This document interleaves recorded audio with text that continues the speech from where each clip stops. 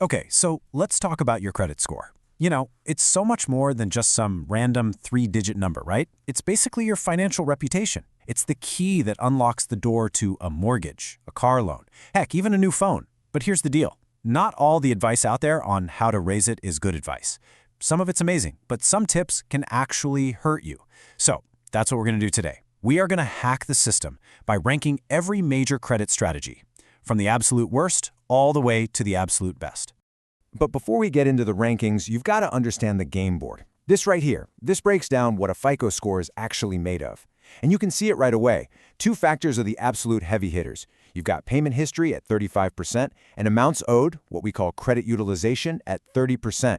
That's what, 65%? That is nearly 2/3 of your entire score just in those two things. The other pieces, how long you've had credit, any new accounts, your mix of cards and loans, they make up the rest. Seriously, understanding this is so crucial because it shows us exactly where to focus our energy to get the biggest bang for our buck. So, here's our game plan for today. We're going to start at the very bottom with the score killers in the F tier. These are the moves you have to avoid at all costs.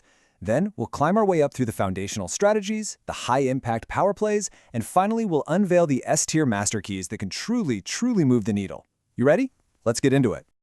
All right, we are starting at the absolute bottom, the F tier. And listen, this isn't just a strategy that, doesn't really work. This is a move that can actively destroy your credit score, and usually, it's something you do when you think you're being responsible. And here it is, the number one biggest mistake you can make, closing old paid-off credit cards. And look, I get it. I totally get the feeling. You finally paid off that card you got back in college, you haven't touched it in years, and closing it just feels like financial spring cleaning. It feels so responsible. But in the world of credit scoring, it is a massive mistake. And this slide right here shows you exactly why it's so damaging. So let's just imagine you've got a total credit limit of 10 grand across a few cards, and you owe about $3,000. Your utilization is 30%, which is, it's okay. But then you decide to close that old card that had a $4,000 limit. Now look what happens. Your balance is still 3 grand, but your total credit just plummeted to 6,000, and bam! Instantly, your utilization spikes to 50%, which lenders see as a huge, flashing red flag. And on top of that, you've also just shortened the average age of your credit history. So please, whatever you do, leave those old cards open. It is a hard F-tier move. Okay, let's move up the ladder to the C and B tiers. I like to call these the slow burn strategies. They aren't going to give you a 100-point jump overnight, but they are the absolutely essential foundational habits that build a rock-solid credit profile over time. So in the C tier, we have what I call the passive players. First up, there's just time. I know it's not exciting, but time really does heal a lot of credit wounds. That late payment from 5 years ago, it hurts way less than one from 5 months ago. Now, the second strategy is probably one of the most misunderstood things in all of personal finance, carrying a small balance. You've probably heard this helps your score. Well, the truth is, it's not about carrying a balance and paying interest. No way. It's about letting a tiny balance, like 1 to 6%, report on your statement date. Then you pay it off completely before the due date. This shows the lenders you're active, but it doesn't cost you a single penny in interest. It's a small tweak, which is why it's in the C tier. Now for the B tier. These involve a little more action. Opening a new card? It might sound weird, right? Because you get that initial hard inquiry. But long-term, it's a great move. It increases your total available credit, which, as we just learned, helps lower your overall utilization. Then there's removing hard inquiries. This can give you a little 5 to 10 point bump, but it's not the miracle cure some people say it is. And finally, you have buying a trade line. This is basically where you pay to become an authorized user on a stranger's perfect account. It can work for a short-term boost if you're about to apply for a mortgage, but it's temporary and it can be expensive.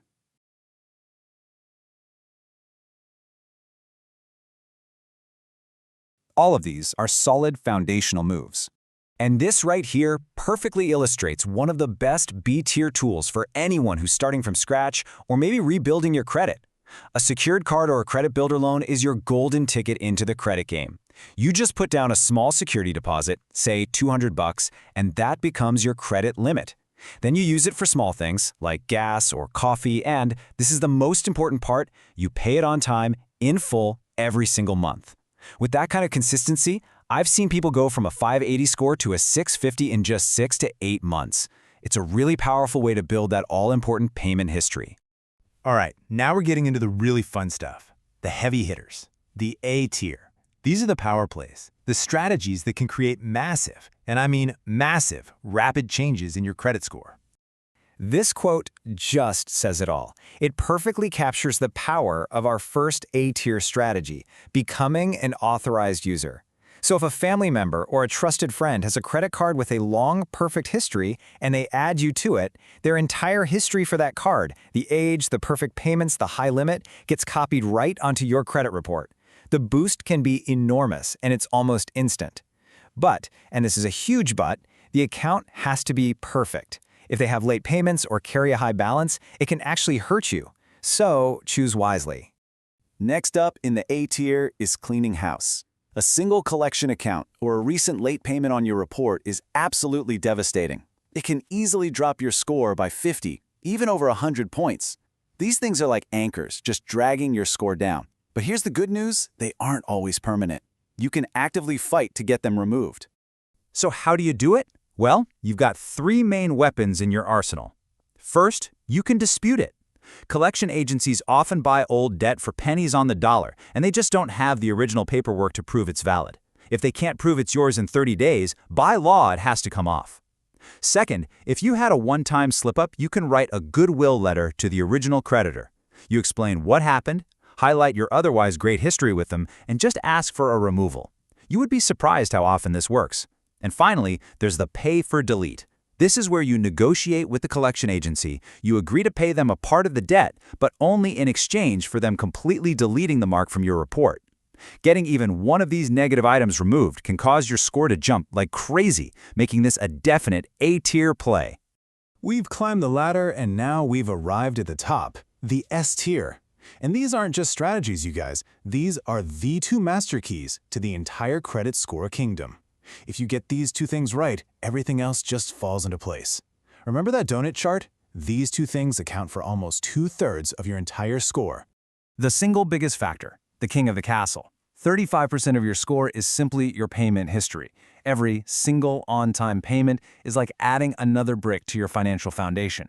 Now, it's not flashy, it won't give you a huge spike overnight, it's all about long-term compounding strength. A perfect payment history over several years is the most powerful asset you can possibly have on your credit report. And the easiest way to guarantee perfection? Set up autopay for at least the minimum payment on every single one of your accounts. No exceptions. It's the ultimate set-it-and-forget-it strategy.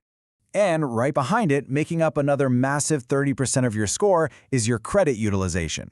Now, if payment history is the slow and steady marathon runner, utilization is the sprinter. This is, without a doubt, the fastest way to move the needle. Unlike your payment history, which builds over years, you can change your utilization and your score in a single month. This table shows you exactly what to aim for. Think of it like this. Anything over 30% utilization tells lenders you might be a little too reliant on debt. Under 30% is a good target, but if you really want to maximize your score, getting under 10%, that's the S-tier pro-level goal. I actually had a client who was stuck at 75% utilization. In just 3 months, he paid his balances all the way down to 8%. The result? His score jumped over 90 points. 90 points. That's the incredible, game-changing power of mastering your utilization. So there you have it, the complete playbook ranked from F all the way up to S tier. And what this shows is that your credit score isn't some random, mysterious number that you can't control. It's a system. It has rules. And by focusing on those S-tier master keys, paying on time every single time, and keeping your utilization crazy low, you turn that number into a powerful tool. A tool that opens doors to lower interest rates, better apartments, and all of your major financial goals. So the only question left is, which door are you going to unlock first?